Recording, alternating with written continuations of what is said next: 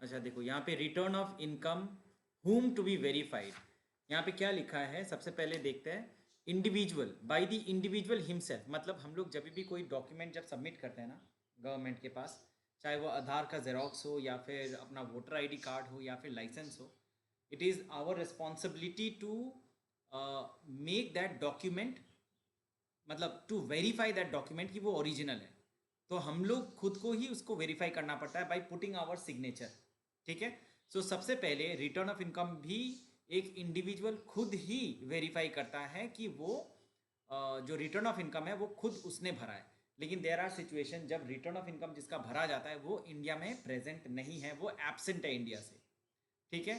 सो उस सिचुएशन में जो इंडिया में नहीं है प्रेजेंट है वो किसी दूसरे पर्सन को ऑथोराइज करके रखता है कि जब मैं इंडिया में ना रहूं तो मेरे बिहाफ में मैं अपना पावर ऑफ अटॉर्नी एक ऑफिस में कोई बंदा है उसको मैं दे के रख रहा हूँ, वो मेरा रिटर्न को वेरीफाई कर देगा। ठीक है। अच्छा, लेकिन जहाँ पे where the individual is mentally incapacitated from attending to his affairs by his guardian और a person competent to act on his behalf, मतलब देयर आर सिचुएशन कि जहाँ पे जिसका हम लोग रिटर्न फाइल कर रहे हैं that particular person is not mentally stable और नॉट मेंटली, मतलब he is not able to fill his return of income. तो ऐसा ऐसे सिचुएशन में उसका जो गार्डियन होता है जो उसको मेंटेन करता है वो रिटर्न ऑफ इनकम सबमिट करेगा और उसी का सिग्नेचर चलेगा। ठीक है। अच्छा, and where for any other reason it is not possible for the individual to verify the return by any person duly authorise by him in this behalf. तो यहाँ पे साफ साफ तो लिखा ही हुआ है, सारा इंफॉर्मेशन दिया ही हुआ है कि ये ड्यूली ऑथोराइज्ड बाय हिम, मतलब अगर आप खुद नहीं रिटर्न फाइल कर सकते हैं तो you have to authorise somebody else. ठीक है, इन दिस बिहाफ, इस पर्टिकुलर मैटर के लिए। हिंदू अनडिवाइडेड फैमिली के केस में कर्ता खुद रिटर्न फाइल करेगा। ठीक है। अगर कर्ता एब्सेंट रहता है तो फिर कोई भी दूसरा मेंबर जो है वो जो फैमिली का डिटेल्स देख सकता है कर्ता के एब्सेंट में, वो करेगा। आगे बढ़ते हैं। बाई कंपनी का जो रिटर्न ऑफ इनकम है वो कौन वेरीफाई करेगा? by the managing director thereof, or where for any unavoidable reason such managing director is not able to verify, or where there is no managing director by any other director of the company। एक company में बहुत सारे directors होते हैं। ठीक है, बहुत सारे डायरेक्टर्स होते हैं। जो रिटर्न फाइलिंग होता है ना उसमें सिग्नेचर हमेशा मैनेजिंग डायरेक्टर का होना चाहिए। लेकिन जब मैनेजिंग डायरेक्टर खुद एब्सेंट है तो फिर कोई भी दूसरा डायरेक्टर चलेगा, कोई भी डायरेक्टर चलेगा जो कंपनी का दूसरे अफेयर्स को मैनेज कर सकता है। सो बाय एनी अदर डायरेक्टर। ठीक है। ठीक है, बाय द मैनेजिंग, अगर डायरेक्टर नहीं है कंपनी में, अगर ये पार्टनरशिप फर्म के बारे में अगर बात कर रहे हैं, ये तो हम लोग कंपनी के बारे में देख लिए, अगर हम लोग पार्टनरशिप फर्म के बारे में बात कर रहे हैं तो फिर मैनेजिंग पार्टनर करेगा। देखो हम लोग जब पार्टनरशिप पढ़े थे क्लास 11-12 में, है ना, तो उस टाइम पे क्या था कि पार्टनरशिप एग्रीमेंट जब होता है तो एक दो तरह के पार्टनर्स होते हैं, एक होता है एक्टिव पार्टनर और एक होता है स्लीपिंग पार्टनर। एक्टिव पार्टनर का काम क्या होता है? वो एक्टिवली टेक पार्ट करता है सारे अफेयर्स ऑफ द बिजनेस में।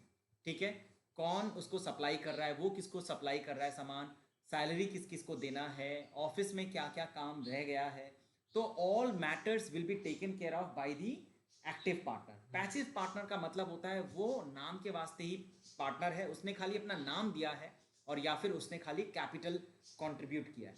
तो इस सिचुएशन में मैनेजिंग पार्टनर का मतलब हो जाता है जो मैनेजर है, जो मैनेजर मतलब जो एक्टिवली टेक पार्ट करता है सारे अफेयर्स ऑफ द कंपनी में। ठीक है। अच्छा, for any unavoidable reason such managing partner is not able to verify और where there is no managing partner any partner thereof not being minor. ठीक है, अगर कोई अनअवॉइडेबल रीजन की वजह से मैनेजिंग पार्टनर प्रेजेंट ही नहीं है, नो मैनेजिंग पार्टनर, तो फिर कोई दूसरा पार्टनर कर सकता है, एनी पार्टनर दे रहा हो, लेकिन जो पार्टनर है वो कभी भी माइनर नहीं हो सकता। हम लोग जब पार्टनरशिप एक्ट पढ़े थे उस सिचुएशन में साफ साफ एक डिटेल दिया हुआ था वहाँ पे कि पार्टनरशिप एग्रीमेंट में एक माइनर को हम लोग कभी भी इंक्लूड नहीं कर सकते। अगर माइनर को इंक्लूड करते हैं तो फिर माइनर से कभी भी आप लाइबिलिटी कलेक्ट नहीं कर सकते, खाली उसको प्रॉफिट देना है। और वो कभी भी कोई भी गलती अगर करता है तो वो हमेशा प्लीड कर सकता है कि मैं माइनर हूँ, ठीक है। हाँ अच्छा चल यहाँ देखते हैं अब limited liability partnership. Limited liability partnership में by the designated partner thereof, ठीक है। In case of limited liability partnership जो डेजिग्नेटेड पार्टनर होता है वही खाली कर सकता है। और where for any unavoidable reason such designated partner is not able to verify और where there is no designated partner by any partner thereof. अगर डेजिग्नेटेड पार्टनर नहीं है नो डेजिग्नेटेड पार्टनर तो कोई दूसरा पार्टनर कर सकता है, लेकिन डेजिग्नेटेड पार्टनर जब है तो खाली वही कर सकता है। लोकल अथॉरिटी के लिए प्रिंसिपल ऑफिसर, ठीक है, principal officer of the local authority, ठीक है। पॉलिटिकल पार्टी के लिए चीफ एग्जीक्यूटिव ऑफिसर, ठीक है। Any other association by any member of the association और principal officer thereof any other person by that person or by some other person competent to act on this behalf, बस, ठीक है। तो याद रखना है पॉलिटिकल पार्टी के लिए सीईओ जो चीफ एग्जीक्यूटिव ऑफिसर है वो करेगा, लोकल अथॉरिटी के लिए प्रिंसिपल करेगा, बस, ठीक है। और बाकी तो समझ में आ गया। फर्म के लिए मैनेजिंग पार्टनर, कंपनी के लिए managing director, limited liability partnership के लिए डेजिग्नेटेड पार्टनर, ठीक है। What is self assessment? Self assessment का मतलब क्या होता है? मतलब सेल्फ एग्जामिनेशन, ठीक है। जब तुम रिटर्न फाइल कर रहा है तो तुम सेल्फ एग्जाम कर रहा है, सेल्फ एग्जामिनेशन कर रहा है। सेल्फ एग्जामिनेशन का मतलब यहां पे क्या हो गया, मतलब तुम अपना जो रिटर्न है उसको खुद एग्जामिन कर रहा है। और अगर तुम खुद अपने रिटर्न को एग्जामिन करता है तो you will be able to find out how much income you have earned and how much tax you have to pay. So यहाँ पे देखो, यहाँ लिखा हुआ है साफ साफ, before submitting the aforesaid return he is supposed to find out whether any tax and interest or fee is payable. For this purpose tax or interest and or fee shall be calculated as follows. मतलब यहाँ पे बता रहा हूँ कि जब भी हम लोग इनकम कैलकुलेट करते हैं, हमारा इनकम 5 हेड्स ऑफ इनकम से आता है, ठीक है।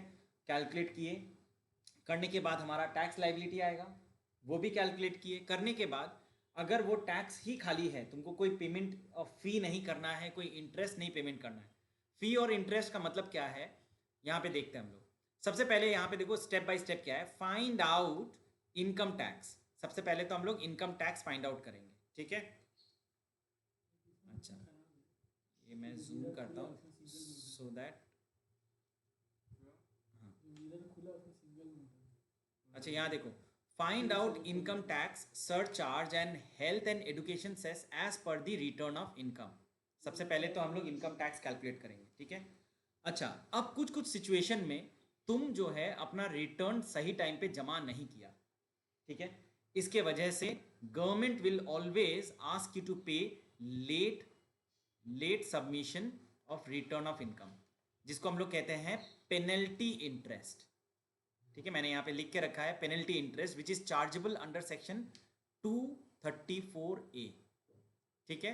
सेक्शन 234A के हिसाब से you have to pay penalty of ₹5,000 है, ठीक है। यूजुअली 5,000 होता है, लेकिन अगर तुम्हारा इनकम 5 लाख से कम है तो 1,000 तक ही तुमको मैक्सिमम वो पेनल्टी देना पड़ता है, ठीक है। अच्छा एनीवेज, जब हम लोग इंटरेस्ट टाइम पे नहीं दे पाते हैं, मतलब जो रिटर्न ऑफ इनकम है वो अगर जमा नहीं करते तो जो भी हमारा टैक्स लाइबिलिटी होता है ना, उसके ऊपर इंटरेस्ट भी पेमेंट करना पड़ता है। एक होता है पेनल्टी। पेनल्टी का मतलब क्या है कि तुम पेमेंट नहीं किया, तुमको ये फीस देना पड़ेगा। सपोज 100 रुपया, 200 रुपया, 500 रुपया, कुछ भी हो सकता है, that will be a fixed figure. Interest का मतलब क्या हो गया, it will be calculated on the revenue which should have been collected by the government. अब गवर्नमेंट के लिए रेवेन्यू क्या है? गवर्नमेंट के लिए रेवेन्यू है उसका हमारा पेमेंट किया हुआ टैक्स और उसका रिसीव किया हुआ अमाउंट ऑफ टैक्स, राइट। जो हम लोग पे करेंगे वही तो उसे रिसीव होगा, राइट। सो यहाँ पे वही बताया हुआ है कि interest under section 234A for late submission of return of income. अगर तुम लेट भरता है तो तुम इंटरेस्ट पेमेंट करेगा।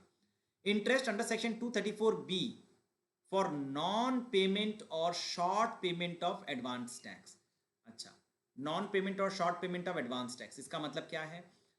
हमारे कंट्री में देर इज अ रूल कि हमें एडवांस टैक्स पेमेंट करना पड़ता है। मतलब even if we have not completed the entire financial year, हमारा पूरा साल खत्म नहीं हुआ है, ठीक है, हमारा साल शुरू होता है 1 अप्रैल 2000, शुरू हुआ 2019 में और वो खत्म हुआ 31 मार्च 2020 में।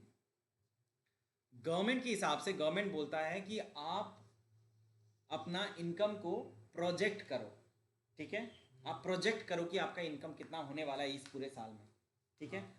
अगर आपका इनकम प्रोजेक्टेड है तो आप उस प्रोजेक्टेड के हिसाब से, उस प्रोजेक्शन के हिसाब से यू हैव टू पे advance tax and it is compulsory, ठीक है।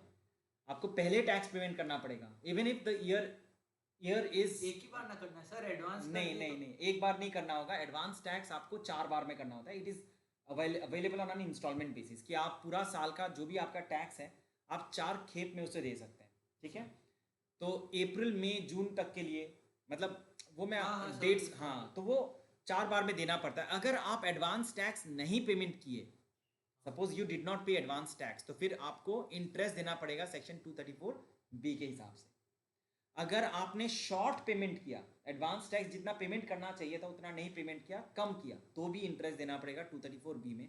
और अगर आपने पेमेंट ही नहीं किया तो भी 234B में पेमेंट करना पड़ेगा। So there can be 3 situation, either you have not paid advance tax at all, और you have paid but payable amount जितना था उससे कम पेमेंट हुआ, या फिर तुमने जो, हाँ, ये 2 ही सिचुएशन हो सकता है। अच्छा सर, अगर हमको एक साल में सपोज मेरा टैक्स आता है 1 लाख रुपए, हमको टैक्स भरना पड़ता है, और अगर हम एडवांस टैक्स ही 1 लाख का भर दिया तो फिर हमको 3 इंस्टॉलमेंट भरने का नहीं, वो उस तरह से नहीं होता है। हाँ, डेफिनेटली जब एडवांस टैक्स कोई पेमेंट कर देता है तो फाइनल जब टैक्स पेमेंट करने का बारी आता है ना, उस टाइम पे एडवांस टैक्स का अमाउंट माइनस हो जाता है। ऐसा नहीं है कि तुमको साल में 2 बार 3 बार एक ही अमाउंट के ऊपर टैक्स देना है, ठीक है। जो भी टैक्स तुम्हारा कैलकुलेटेड आएगा, ठीक है, तुम प्रोजेक्ट कर रहे हैं, उस प्रोजेक्शन का तुम टैक्स अपने हिसाब से भर दिया। अब सपोज टैक्स का अमाउंट तुम्हारा ज्यादा हो गया अल्टीमेटली, अब जैसे इस साल लॉकडाउन हो गया, ठीक है, तो हमारा प्रोजेक्शन इनकम जो था उससे कम इनकम हुआ। अब जब कम इनकम हुआ तो क्या होगा कि हमारा जो टैक्स एडवांस में पेमेंट किया हुआ है वो ज्यादा पेमेंट हो गया। तो जो भी ज्यादा पेमेंट है, जो सरप्लस पेमेंट है, वो गवर्नमेंट तुमको विथ इंटरेस्ट रिटर्न करेगी, ठीक है, उसको हम लोग कहते हैं इनकम टैक्स रिटर्न्स। अच्छा, interest under section 234C for non payment और short payment of different instalments of advance tax, ये भी वही है, ठीक है। एडवांस टैक्स का इंस्टॉलमेंट अगर आप नहीं पेमेंट करते हैं तो भी आपको 234C, मतलब वो इंस्टॉलमेंट्स अगर आप नहीं सही से भरते हैं तो, क्योंकि इंस्टॉलमेंट्स में क्या है, आपको पहला इंस्टॉलमेंट में 15% of total tax liability payment करना पड़ता है, ठीक है। दूसरे इंस्टॉलमेंट में 45%, तीसरे में आपको 75%, और फाइनली 31 मार्च को जो पेमेंट होता है उसमें आपका 100% पेमेंट होना चाहिए, ठीक है। वो आपका यहाँ पे रूल है, ठीक है। अच्छा, टोटल टैक्स और इंटरेस्ट यहाँ पे आ गया। अब अपने सारे चीज तो यहाँ पे जोड़ लिया है ना, ये सारा अमाउंट हम लोगों ने कैलकुलेट कर लिया, कैलकुलेटेड हमारे पास रहेगा ये फिगर्स, ठीक है। इसके साथ fee under section 234F for late submission of return of income, ये अलग पेनल्टी है। फी मतलब हो गया ये पेनल्टी है, ठीक है। किस चीज का पेनल्टी है? अगर आप लेट सबमिशन करते हैं, पिछले दिन हम लोगों ने किया था ना कि बिलेटेड रिटर्न, अगर आप टाइम से नहीं रिटर्न भरते हैं तो लेट से अगर भरते हैं तो उसका भी जो पेनल्टी है वो यहाँ पे जुड़ेगा। ये सारा अमाउंट को बाहर ले जाओ, इसके साथ प्लस करो, ठीक है, ये हमारा आ गया टोटल टैक्स, है ना, ये टोटल टैक्स आ गया। इससे हम लोग माइनस करेंगे अब एडवांस टैक्स, ठीक है, ये टोटल टैक्स आ गया। अब माइनस करो भैया आप एडवांस टैक्स कितना भरा, आपने टैक्स डिडक्शन एट सोर्स आपने कितना भरा, टैक्स कलेक्शन एट सोर्स आपका कितना है, ठीक है। ये सारा एडजस्टमेंट्स यहाँ पे होगा, होने के बाद जो नेट फिगर है इसमें ये आपको भरना है। ये है आपका self assessment tax payable under section 140A। तो सेल्फ असेसमेंट बोला जाता है, समझ, मतलब सुनने में लगता है कि नहीं ये बहुत ईजी होगा, लेकिन ये टेक्निकली, हाँ, तो वही बात है। तो यहाँ पे it is not very simple. तो सेल्फ असेसमेंट का मतलब होता है you have to calculate your entire income and its tax and fee and interest, सब कुछ एडजस्टमेंट करने के बाद जो भी पेमेंट करना होगा वो आपको पेमेंट करना है, ठीक है। चलो मैं अभी देखिए, सेल्फ असेसमेंट टैक्स और determent shall be deposited bye the SSC before submitting return of income. From April 2008, all corporate SSCs and other SSCs who are subject to compulsory audit under Section 44AB will have to make electronic payment of tax through internet banking facility offered by authorized banks. मतलब यहाँ पे क्या है कि जो भी self assessment हमारा हुआ अभी, सेल्फ असेसमेंट टैक्स को हमें भरना है, हमें जमा करना है before submitting return of income. मतलब हमारा डेट जो है इंडिविजुअल के लिए 31 जुलाई होता है हर साल. इस साल वो 31 दिसंबर हुआ है. ठीक है, और 3 दिन में ही हमारा, 3 दिन नहीं, सितंबर से दिसंबर और था ना सर? हाँ नहीं, सितंबर से दिसंबर नहीं हुआ हमारा. 31 जुलाई लास्ट डेट था. हाँ. लास्ट डेट को एक्सटेंड किया गया 30th सितंबर. 30th को वापस अब एक्सटेंड किया गया 31 दिसंबर. ठीक है. सो अभी the proof of deposit should be submitted along with the return of income, that is BSR code of bank, serial number of challan, amount deposited and date of deposit. तो तुम टैक्स भरा है कि नहीं भरा है, that information has to be submitted to the government. अब कैसे पता चलेगा कि तुमने टैक्स भरा है? तो इसके लिए the government ask you to provide the necessary details. तो गवर्नमेंट तुम्हें बोलता है यहाँ पे कि जितना भी तुमने पैसा जमा किया है उसका वो प्रूफ तुम्हें जमा करना पड़ेगा. तो proof of deposit should be submitted along with return of income. मतलब तुम्हारा रिटर्न ऑफ इनकम जो है उसको तुम स्टेपल करोगे. जो चालान है, जो BSR code of bank, serial number of चालान, ये जो कागज़ है ना, ये सारा डिटेल्स तुम्हारे पास होना चाहिए.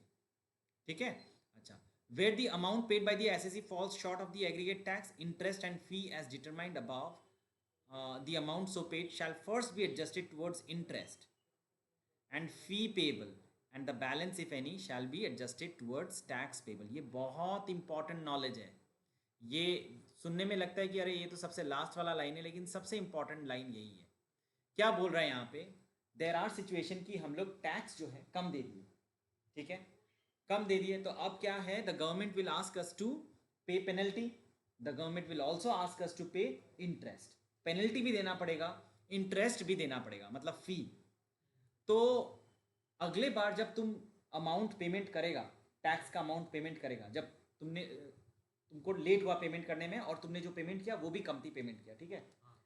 तो अब the government will inform you this much amount of interest and this much amount of tax has to late payment fee is required to be paid by you. ठीक है. जब तुम पेमेंट करेगा वो पैसा, पहले जो भी पैसा तुम पेमेंट किया, पहले वो पैसा जाएगा इंटरेस्ट में. ठीक है, जितना इंटरेस्ट है वो पैसा वहां पे यूज होगा. उसके बाद पेनल्टी में वो पैसा यूज होगा. अगर जो भी पैसा उसके पास बचा, अगर बचता है, तो फिर वो जाएगा टैक्स में, जो पेमेंट करना है उसमें. ठीक है. तो सबसे पहले गवर्नमेंट क्या करेगा? तुमसे इंटरेस्ट लेगा, फिर पेनल्टी लेगा. अगर तुम उस तरह का डिफॉल्ट सिचुएशन में चला गया, तो डिफॉल्टर सिचुएशन में चला गया, तो पहले इंटरेस्ट, फिर फी, और उसके बाद टैक्स का अमाउंट. ठीक है. चलो, what is inquiry before assessment under section 142 और 142? अच्छा, यहाँ पे देखो, इंक्वायरी बिफोर असेसमेंट. असेसमेंट का मतलब होता है एग्जामिनेशन. ठीक है. हमेशा याद रखना, जब भी हम लोग असेसमेंट के बारे में पढ़ते हैं यहाँ पे इनकम टैक्स में, ये बहुत डेंजरस वर्ड है असेसमेंट. ठीक है. असेसमेंट अगर सेल्फ असेसमेंट है तो तुम सेल्फ एग्जामिन कर लिया और उस हिसाब से रिटर्न जमा कर दिया. लेकिन कभी कभी क्या होता है, वो असेसमेंट जो है वो हमें करने का मौका जो मिला वो ख़त्म हो गया. अभी income tax department will assess our details. Right. So इस सिचुएशन में क्या होता है? तो सबसे पहले देखो यहाँ पे क्या है कि section 142 and 142A deals with the following: giving notice to the assessee to submit return if not submitted earlier. मतलब पहले तो एसएससी को वो नोटिस भेजेगा. आप नोटिस में क्या लिखा रहेगा कि आपने जो इनकम आपने कमाया है इस साल, वो डिटेल ऑफ इनकम का जो आपका टैक्स होता है वो आप जमा करिए ऑन टाइम. ठीक है. और आपको प्रोड्यूस करना पड़ेगा अकाउंट्स को, डॉक्यूमेंट्स को, एटसेट्रा. ठीक है. सारा डिटेल्स आपको वहां पे दिखाना पड़ेगा, ठीक है। ये है section 142 with in bracket 1। Number 2, making inquiry and giving opportunity to assessee. अच्छा, मेकिंग इंक्वायरी मतलब जो एसेसिंग ऑफिसर है वो अब इंक्वायरी करेगा कि आपका इनकम सही है या नहीं, आपने जो टैक्स भरने का सोचा है वो सही है या नहीं। And the assessing officer will give you opportunity कि आपको जो बोलना है आप बोलिए, ठीक है। गिविंग अपॉर्चुनिटी मतलब ऐसा नहीं है कि तुमको मार पीट के वो जेल में भर दिए कि नहीं तुम गलत है, तुमने गलती किया है, तुमको पनिशमेंट मिलेगा, ऐसा नहीं है। The assessing officer will give you equal opportunity कि तुम बताओ, तुम एक्सप्लेन करो तुम्हारा ये सिचुएशन के बारे में। इसलिए देखना हमेशा जो भी इनकम टैक्स ऑफिसर कोई भी एसएससी का इनकम को एग्जामिन करता है तो वो असेसिंग ऑफिसर पूछता है उससे कि क्या है ये, आप बताइए, ठीक है। पुलिस नहीं पूछता है, अगर तुमने कोई क्राइम किया तो पुलिस पूछेगा नहीं ये क्या है, पहले पीटेगा जेल में ले जाएगा, ठीक है, बिकॉज उनका प्रोसिक्यूशन उस तरह से होता है। लेकिन इनकम टैक्स ऑफिसर में the assessing officer gives equal opportunity कि आप बताइए, आप इसको एक्सप्लेन करिए, you have to provide us full explanation about the income you have earned और the expenditure you have incurred, ठीक है। ये है section 142 with in bracket 2 and with in bracket 3 में। Now giving direction to get books of accounts audited. अच्छा, ये और एक डेंजरस बात है। असेसिंग ऑफिसर इंस्ट्रक्शन देता है, असेसिंग ऑफिसर इंस्ट्रक्शन देता है कि आप अपने किताबों को whatever books of accounts you have maintain in this entire year, you have to get it correctly checked by the chartered accountant, ठीक है। You have to get it audited by a chartered accountant. आप उससे audit करवाइए, करवाने के बाद you come to us and give us the detailed of books of accounts. Lastly valuation officer की बारी आती है, ये और डेंजरस आदमी है। वैल्यूएशन ऑफिसर क्या करता है, वो वैल्यू करेगा तुम्हारा प्रॉपर्टी को, वैल्यू करेगा तुम्हारा इनकम को और अपने हिसाब से बता देगा कि इसका इनकम इतना है, ठीक है। दैट कैन बी एनीथिंग, कुछ भी हो सकता है, वो रफली बता देगा तुम्हारा इनकम, तुम्हारा मेरा सपोज कमाने का औकात है खाली सपोज 3 लाख रुपया, ठीक है। अब मेरे को बता दे कि नहीं ये बंदा 30 लाख रुपया कमाता है साल का, टैक्स भरिए, अरे मेरा तो उतना इनकम ही नहीं है जितना आप टैक्स भरने बोल रहे हैं, ठीक है। तो वैसा सिचुएशन भी हो सकता है। तो इसीलिए ये सारा सिचुएशन को हम लोग अवॉइड करना चाहते हैं बाय करेक्टली पुटिंग जो भी इनकम अपने किए हैं सेल्फ असेसमेंट के हिसाब से, ठीक है। लेट नहीं करना है, टाइम पे जमा करना है और करेक्टली जमा करना है, ठीक है। नो रिस्क, जमा किया हुआ ठीक रहता है सर, इतना प्रॉब्लम ही नहीं आता है। अच्छा, अब यहाँ पे देखते हैं what is summary assessment without calling the SSC, section 143 with in bracket 1। ये भी अच्छा है, इंटरेस्टिंग है। यहाँ पे क्या बोला जा रहा है कि असेसिंग ऑफिसर एसएससी को बुलाए बिना, एसएससी को वो कॉल नहीं करता है अपना ऑफिस में अपने सारे रिकॉर्ड्स लेके, वो एसएससी को कॉल नहीं करके वो खुद ही एसएससी का इनकम को असेस करता है और जो भी टैक्स होता है वो कैलकुलेट करता है, खुद से करता है, ठीक है। और बहुत सारा सिचुएशन ऐसा होता है कि कुछ अरिथमेटिकल एरर है उसे भी वो सही करता है, ठीक है। तो यहाँ पे देखो वही लिखा हुआ है under section 143(1) the assessing officer can complete an assessment, can complete an assessment, ठीक है, without passing a regular assessment order. Regular assessment order का मतलब है you are calling the assessee whose income is getting assessed, ठीक है। उस आदमी को तुम बुलाए बिना खुद से ही असेसमेंट कर रहा है, कंप्लीट कर रहा है उसे, ठीक है। The assessment is completed on the basis of return submitted by the SSC, ठीक है। On the basis of what, on the basis of return so submitted by the SSC. The assessing officer can however make following adjustments, ठीक है। Following adjustments वो कर सकता है। क्या क्या? पहला है अरिथमेटिकल एरर। अगर कोई भी अरिथमेटिकल एरर है, फॉर एग्जांपल प्लस माइनस करने में कोई गलती हो गया है तो असेसिंग ऑफिसर उसे करेक्ट कर सकता है, ठीक है। इनकरेक्ट क्लेम, बहुत टाइम पे क्या होता है कि हम सोचते हैं कि हमने ज़्यादा इनकम टैक्स भरा है और वो एक्सेस इनकम टैक्स जो हमने भरा है हमें लगता है वो मैं क्लेम कर दिया गवर्नमेंट के पास कि मैंने 15,000 रुपये का एक्सेस इनकम टैक्स भरा है, वो मुझे आप वापस करिए। तो बहुत टाइम में उसे नलीफाई कर दिया जाता है। कौन नलीफाई करता है? इनकम टैक्स ऑफिसर करता है विदाउट इन्फॉर्मिंग दी एसएससी, ठीक है। उसके पास वो राइट्स है। So an incorrect claim, if such incorrect claim is apparent from any information in the return, वो इन्फॉर्मेशन जो रिटर्न में प्रेजेंट है उससे ही पता चलता है साफ साफ कि उसने जो क्लेम किया है वो इनकरेक्ट है. Disallowance of loss claimed if return of the previous year for which set off of loss is claimed is furnished beyond due date specified under section 139(1). Disallowance of loss, देखो हम लोगों ने पहले दिन में ही पढ़ा था कि अगर आपको लॉस रिटर्न आपने अगर लॉस रिटर्न नहीं फाइल किया, लॉस रिटर्न का मतलब क्या होता है कि you did not earn any income in this financial year, आपको लॉस हो गया, घाटा हो गया बहुत, जिसके वजह से आप सोचे कि आपको इनकम टैक्स रिटर्न भरने का दरकार नहीं है, आपने भरा भी नहीं. अगला साल जब आ गया तब आप पिछले साल का जो आपका घाटा था, you want that loss to be recovered और loss to be adjusted, set off करना चाहते हैं आप इस साल के इनकम से, तो वो अलाउ नहीं होगा. क्यों अलाउ नहीं होगा? क्योंकि आपने पहला वाला जो रिटर्न है उसे समय पे नहीं आपने भरा था, आप लेट किए थे या फिर आपने भरा ही नहीं था लॉस रिटर्न, तो इसलिए वो भी आपको डिसअलाउ कर सकता है. डिसअलाउंस ऑफ लॉस क्लेम्ड, ठीक है. If return of the previous year for which set off is claimed is furnished beyond due date के परे आपने भरा है. डिसअलाउंस लॉस दिखाना है साल के शुरू से सोचना.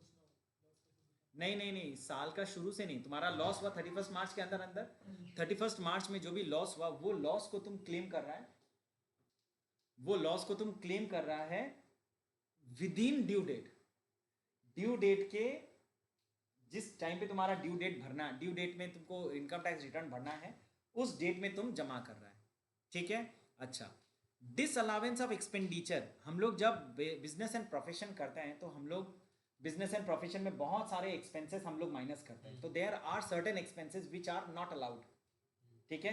तो वो एक्सपेंसेस को income tax officer, assessing officer disallow कर सकता है, मतलब उसको इनकम के साथ जोड़ सकता है. कभी कभी अपने जो डिडक्शन क्लेम करते हैं ना, ये सारे सेक्शन में 10AA, 80IA, 80IAB, 80IB, 80IC, ये सारे सेक्शन में जो भी हम लोग डिडक्शन क्लेम करते हैं वो गलत भी हो सकता है, तो उसे भी इनकम टैक्स ऑफिसर या असेसिंग ऑफिसर गलत बोल के उसे भी डिसअलाउ कर सकता है.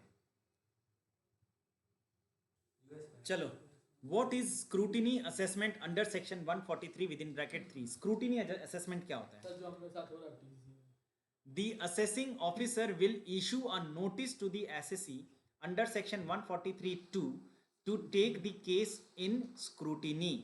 Scrutiny का मतलब होता है detailed examination वैसे, ठीक है? Detailed, ठीक है? Detailed exam. अच्छा, so such notice shall be served on the assessee within a period of 6 months from the end of financial year in which return is so furnished. मतलब जिस साल आपने रिटर्न सबमिट किया उसके 6 महीने के अंदर अंदर इनकम टैक्स ऑफिसर तुमको स्क्रूटिनी असेसमेंट के लिए बुला सकता है, ठीक है. अच्छा, after hearing such evidence as the assessee may produce and after taking into account all relevant material informations which the assessing officer has gathered, he shall pass an assessment order in writing determining the total income or loss of the assessee, the sum payable by or refundable to the assessee on the basis of such assessment order. बहुत ही simple language में यहाँ पे बताया हुआ है कि क्या situation हो रहा है. स्क्रूटिनी असेसमेंट का मतलब है कि जो एसएससी है उसे बुलाया जाएगा और वो एसएससी आके अपना असेसमेंट करवाएगा, अपने इनकम का असेसमेंट करवाएगा, चेकिंग करवाएगा, ठीक है. जो भी डॉक्यूमेंट असेसिंग ऑफिसर उसे कैरी करने कहेगा वो सारा डॉक्यूमेंट वो कैरी करेगा और वो सब कुछ उसे पेमेंट करना पड़ेगा ऑन टाइम, ठीक है. अच्छा, असेसिंग ऑफिसर ये सारा एविडेंस को सही से सुनेगा, सही से वो सारा इंफॉर्मेशन को गैदर भी करेगा अपने पास. करने के बाद उसे जो अमाउंट इनकम लगता है कि इतना इनकम उसका हुआ है वो पेपर में लिखेगा कि ये एसएससी का हमारे असेसमेंट के हिसाब से इतना इनकम हुआ और उसका इतना टैक्स पेमेंट करना पड़ेगा उसको, ठीक है. यहाँ पे और एक स्कीम बताया हुआ है, new scheme of scrutiny assessment. a new scheme for the purpose of making assessment will be notified by the central government under section 143(3)(a so as to impart greater transparency and accountability by eliminating the interface between assessing officer and the assessee, optimal utilization of the resources and introduction of team based assessment. यहाँ पे क्या है कि अपने अभी तक assessment of assessing officer और SSC के बीच में डायरेक्ट कम्युनिकेशन हो रहा था, अभी वो नहीं होगा. अभी से नया ये इन्फॉर्मेशन के वजह से अभी there is a team based assessment होता है. एक पूरा टीम है इनकम टैक्स का डिपार्टमेंट का, वो असेसमेंट करेगा और उस हिसाब से ही असेसमेंट होगा. तो इसमें क्या हो गया कि ग्रेटर ट्रांसपेरेंसी होता है. अगर मेरा काम तुम चेक करता है और तुम्हारा काम वो अगर चेक करता है तो फिर हमारा काम ट्रांसपेरेंट हो जाता है. कोई भी कोई गलती अगर करता है तो वो दूसरे स्टेज में पकड़ में आ जाता है. राइट. चलो, what is best judgment assessment? Section 144. The assessing officer, after considering all relevant material which he has gathered, is under an obligation to make an assessment of the total income or loss to the best of his judgment in some cases. Such cases are, मतलब ये एक ऐसा situation हो गया जो हम लोग सभी लोग चाहेंगे कि कभी ना हो हमारे साथ. कि बेस्ट जजमेंट असेसमेंट वो होता है कि जिस टाइम पे the assessing officer is taking control of your entire income and tax. वैसे भी उसी के हाथ में रहता है सारा कंट्रोल, लेकिन यहाँ पे क्या हो रहा है कि असेसिंग ऑफिसर खुद अपने हिसाब से जज करता है कि तुम्हारा कितना इनकम होना चाहिए था और तुमको कितना टैक्स पेमेंट करने का दरकार है. ठीक है. किस किस सिचुएशन में होता है ये, ऐसा कौन कौन सा सिचुएशन है. यहाँ पे दिया हुआ है कि if any person fails to submit his return, अगर वो सबमिट नहीं करता अपना रिटर्न तो ठीक है. If any person fails to comply with all the terms of notice under section 142(1), मतलब सेल्फ असेसमेंट का एक नोटिस दिया हुआ था, भैया आपको सेल्फ असेसमेंट के लिए इंफॉर्मेशन दिया हुआ है कि आप जल्दी से जल्दी इनकम टैक्स भरिए, अपना सेल्फ असेसमेंट करिए, जो भी इंफॉर्मेशन है उसे करेक्टली फिल करिए. If a person fails to comply with the direction to get his accounts audited, एक आदमी को बोला गया कि आप अपना अकाउंट्स को ऑडिट करवाइए चार्टर्ड अकाउंटेंट के साथ. अगर आपने ऑडिट नहीं करवाया तो उसे समझा जाएगा कि जो रिटर्न आप फाइल कर रहे हैं विदाउट ऑडिटिंग, ऑडिट नहीं करवाया आपने, तो it will be considered as if no return is filed. और असेसिंग ऑफिसर जो है वो बेस्ट जजमेंट असेसमेंट दे देगा. बेस्ट जजमेंट, अपना जजमेंट वो दे देगा कि नहीं आपका इनकम इतना होना चाहिए और आपको इतना टैक्स पेमेंट करना है. If a person fails to comply, if a person fails to respond to scrutiny under section 143, अगर आप फेल करते हैं रेस्पॉन्ड करने में, आपका स्क्रूटिनी का नोटिस आ गया है कि आपका स्क्रूटिनी होने वाला है और आप गए नहीं इनकम टैक्स डिपार्टमेंट में, तब भी बेस्ट जजमेंट असेसमेंट हो सकता है. ठीक है.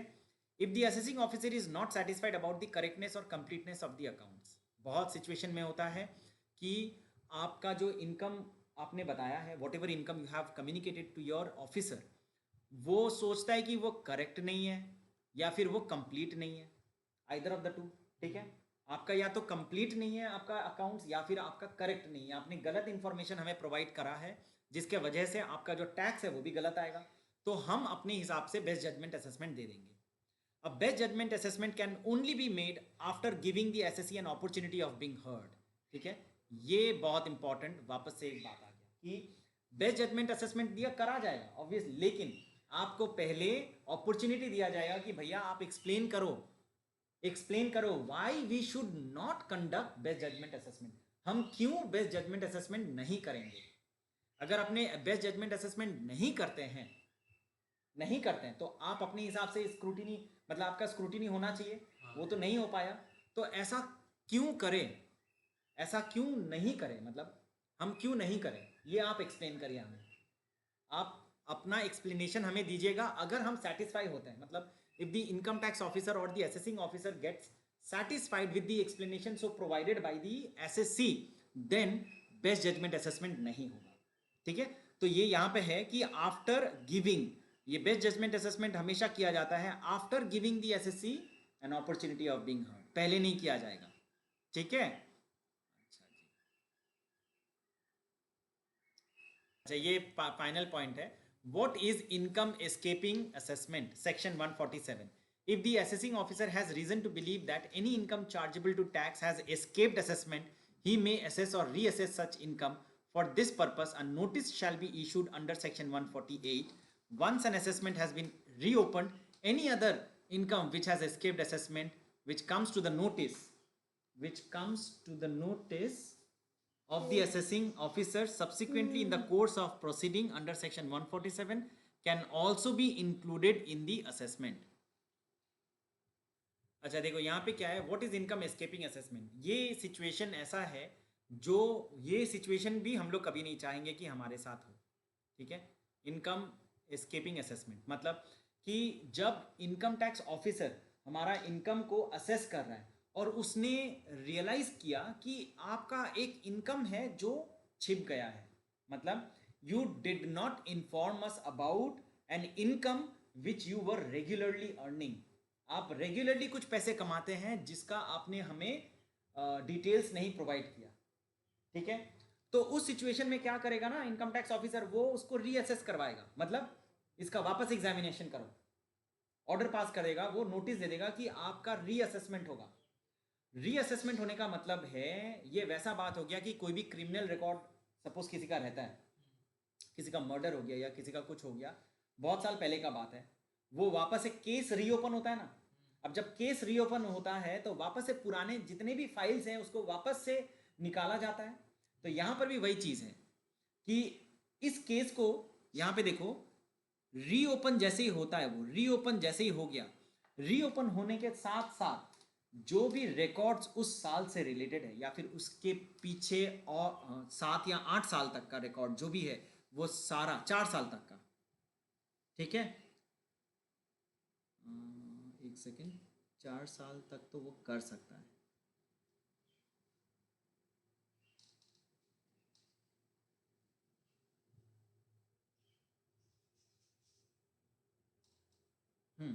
तो यहाँ पे 4 साल के अंदर अंदर वो कर सकता है. मतलब क्या है कि हमारा अगर हम लोग 2020 में ये इनकम टैक्स भर रहे हैं ना, तो 2024 तक इनकम टैक्स डिपार्टमेंट के पास टाइम है कि 2020 का अगर कोई भी इनकम हमने छुपा लिया था, हमने नहीं बताया था, या फिर कोई भी डिटेल्स इनकम टैक्स ऑफिसर को लगा या असेसिंग ऑफिसर को लगा कि ये इनकम जमा नहीं किया हुआ है सही से, उसको ओपन किया जाएगा.